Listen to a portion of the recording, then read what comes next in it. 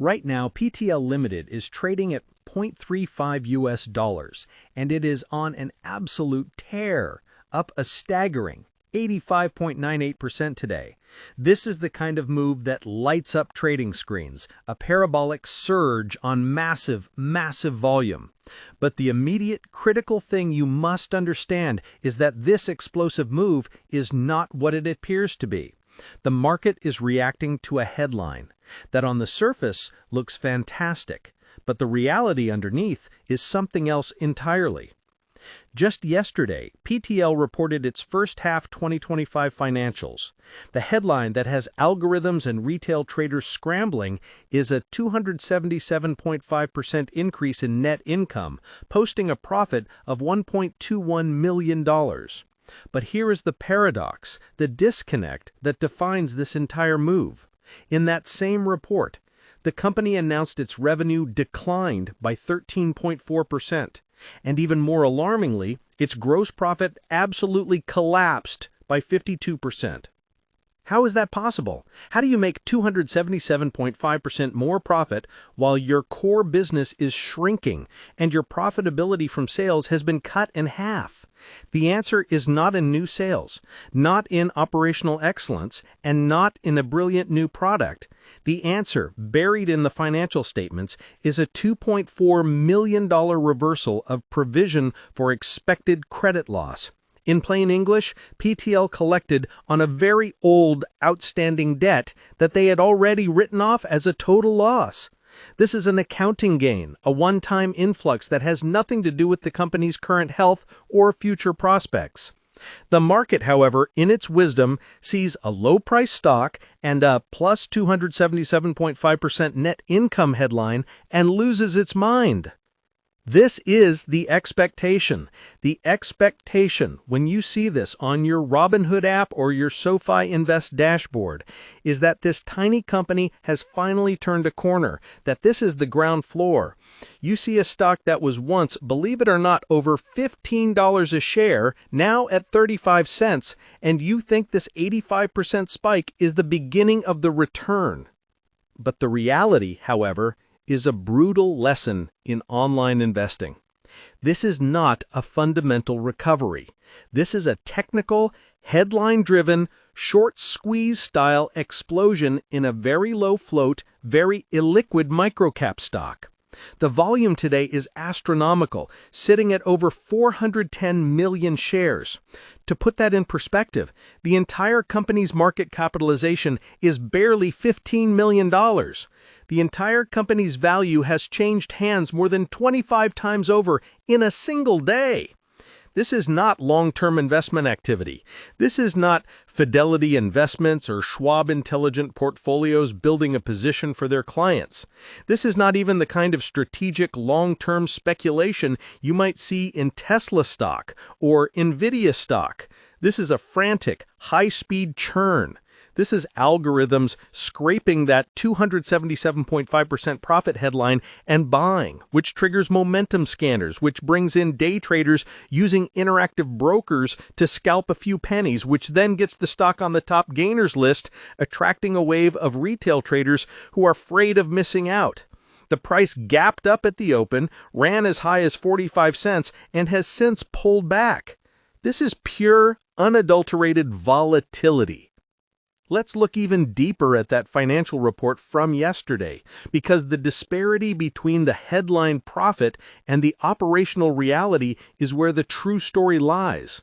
The expectation is profit. The reality is a business in deep trouble. Revenue for the first 6 months of 2025 was $43.55 million, down 13.4% from $50 million in the same period last year. This means they are doing less business. But the truly terrifying number is the gross profit. It fell 52% from $1.14 million down to just $546,696.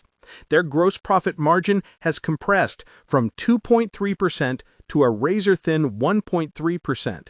This company is a middleman, and it is being squeezed into oblivion. They are making almost nothing on the massive revenues they facilitate. But it gets worse. While their revenue and profit margins were collapsing, their selling, general, and administrative expenses, their day-to-day operational costs, rose by 63.4%, up to $1.17 million. They spent more to make less. Their operations are profoundly unprofitable. If you remove that one-time $2.4 million debt collection, this company would have posted a significant loss. And the cash flow statement confirms this. For the 6-month period, PTL had a net negative cash flow from operating activities of $8.2 million. They are burning cash at a terrifying rate for a company of this size. This is the number that matters. This is the reality. The $1.2 million net income is an illusion. The $8.2 million operational cash burn is the fact. This kind of disconnect is precisely why self-investing in microcaps is so incredibly dangerous. It's not like buying Apple stock and holding it for a decade. This is a minefield. People looking for investment help or the next big thing often get drawn to these massive percentage gains, not realizing they are running into a buzzsaw. So, what does PTL Limited actually do? This isn't a tech company, it's not a biotech. PTL is a holding company registered in the British Virgin Islands and headquartered in Singapore. It operates as an established bunkering facilitator in the Asia-Pacific market. In simple terms, it's a middleman for marine fuel logistics. It helps arrange for container ships, bulk carriers, and tankers to get refueled. It coordinates with suppliers, arranges for the fuel delivery, and, as we've just learned, provides trade credit to its customers, which is how they got stuck with a $2.4 million bad debt in the first place. It's a tough, competitive, low-margin business. This company is a very recent public entity, having its IPO in October 2024. Its 52-week high is $15.78. Its 52-week low, hit just recently, is 14 cents. Today's price of 35 cents, even after an 85% gain, represents more than a 97% collapse from its post-IPO highs. Investors who bought in at the IPO have been completely wiped out. This context is critical. This is not a healthy company. In fact, in July of 2025, the company received a notice from NASDAQ for failing to maintain the minimum bid price requirement. They are in very real danger of being delisted. This brings us to the future outlook and the ultimate clash of expectation versus reality. The expectation, held by those buying today's 85% spike, is that this is the bottom. They believe the net income report is a signal of a turnaround and that the stock is now on its way back up, that it will regain compliance and recover. The reality is that this one-time accounting gain is the worst thing that could have happened because it masks the true deteriorating state of the business. The $8.2 million cash burn is the real story. The 1.3% gross margin is the real story. The 13.4% decline in revenue is the real story. That $2.4 million credit reversal is gone. It will not be there next quarter. So what happens in 3 months when they have to report their actual operational performance? They will be back to showing declining revenue, razor-thin margins, and a significant net loss. The catalysts for a real recovery here are few. They would need to fundamentally restructure their business to improve margins, which seems unlikely in the hyper-competitive shipping logistics space. They would need to aggressively grow their sales volume to make up for the low margins, but their revenue is currently moving in the opposite direction. The risks, on the other hand, are enormous. The primary risk is a reverse stock price.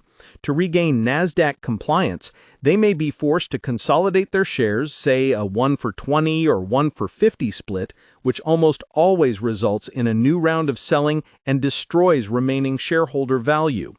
The other risk is continued dilution.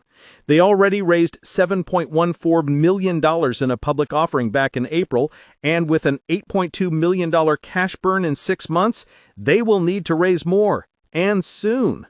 That means printing and selling new shares, which dilutes existing shareholders and puts even more downward pressure on the price. I have to ask you all, and I'm genuinely curious. Comment below, what do you think of this situation? Do you believe this one-time accounting gain is a sign of a management team that is successfully cleaning up the balance sheet? Or is this just a lucky random break for a company that is otherwise fundamentally struggling? In the end, today's 85% surge in PTL Limited is a classic microcap trap. The market has seized on a single, misleading data point, a 277.5% rise in net income, and has completely ignored the disastrous operational reality that was reported alongside it. The expectation is a recovery. The reality is an accounting anomaly. This is not a stock for a Fidelity IRA, nor is it something you'd find in a Fidelity mutual fund. This is not a